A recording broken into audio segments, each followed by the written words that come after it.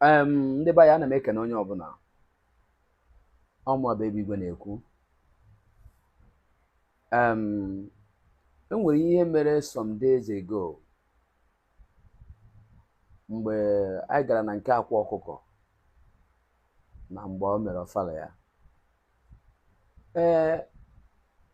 Over the internet ọ na-akpọtụ na Egbeigwe kparịrị onwe ya na o mere nke a na o mere nke ọzọ. I accepted everything, hook, line and sinker. Mana enwe ihe kpata njisi ka m kwuo okwu m chọrọ ikwu now.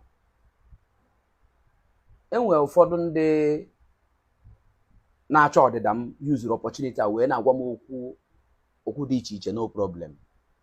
But all I know is that ndị fụrụ m n'anya afụkwara m okwu ha na anabatara m okwu ha. Like our sister Ogechi Njako Okeke na advice o weta. Skibo okwu skibo okwukwa anụkwa m ya. Anụ ụfọdụ ndị mana enwezi ndị use it as an opportunity ịdị na-ekwu ihe masịrị ha, no problem about it. But ihe m chọrọ ka m kwuo bụ, before I went to that occasion, I was invited. I didn't come there uninvited. Even they themselves, Monahaso, they were the people who called me. Watch ya, Hana Makamun Jackery. When I went to Hatching in but that's no problem. So when we went there, I will know Mahamed. It's okay. I accepted it. Man, okwe water, no kwe otu ejigega, but they hand their name. Makana obo na mbuike. Obo na mbuike. Hage akwanyere m. Hage nyekwa m oche. Mana nsogbu adị ha. But all I need to tell you is that I did not go there uninvited. I was invited before I went there.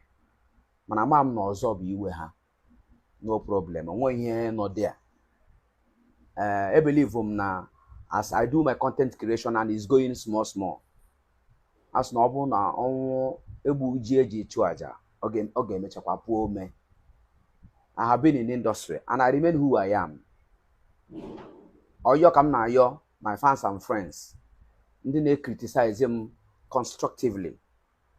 Biko gbaghara m, ụdị ihe dị otu agaghị eme ọzọ. Agaghị eme ọzọ. I promise you strongly that it will not happen again. I am still who I am. Right from the time you guys know me that I have reputation. I don't do anyhow. I don't go anyhow. Ebe na akpọrọ m, adị m aga ebe ahụ. Mana ebe ha mere data omume, no problem. Nsogbu adịghị. Mana ọyọm na ya onye ọbụla bụ onye ọ na-butuo. Onye ọ na-butuo. Mme content biko na like na share na ya. That is the only way you can make me bute the ike. I cannot bute ike just like that. And when ebe m donyere ike ma odonye aka ma otinye okwu ma otinye aka, no. I'm an entertainer and I will always tell you that I'm an entertainer. Ihe mma bụ ime ka ndị mmadụ dị happy. Enwe ndị ga-eme ha fụ otu a, ha dị happy. BPG ha. Many things. Enwe na hospital m gara one day, one woman from tibe mkpu na ya adịgo mma, ya fere Egbeigwe this and that. So if I'm getting such recognition, I believe that recognition is the best recognition in life. No onye ọya fụrụ gị jiri maka gị gbatuo na bed na-enwere aṅụrị dị ma na-etizi mkpa ogini me ọbịa makụọ m otu ejighị ego ma, because if I have money o nwere ka mmadụ ga-esi mee m nwere ego nye ma mee nke ụfọdụ na-abịa na inbox m na-ana m ego na-asị m nka ejiro m ọ bụ na nji m enyere onye ahụ aka. Do you understand? So I am begging everybody to calm down. Ihe dị ọkụ ga-emechakwa jụọ oyi. Ebe onye ọsọ ruru onye ije ga-emechakwa ruo ebe ahụ. Enwere impression m chọrọ correct. We are celebrities. Ebe ọ bụla akpọrọ anyị ka anyị na-aga. Do you understand? This is business. You should know it. Tomorrow, ị nwere ike fụ m na nke Ebuka Obi kwuekwa m iru na abụọ nka ji mụ na ga eme religion, mụ na ga eme ihe gbasara chọọchị na ndị omenala. Ebe ọ bụla akpọrọ m ihe ọma na-eme. If I'm invited, I will go there and I will display. In Bible evangelizers. You want to go? People who add color to people's life. Man, we keep at go tata. I will go there. If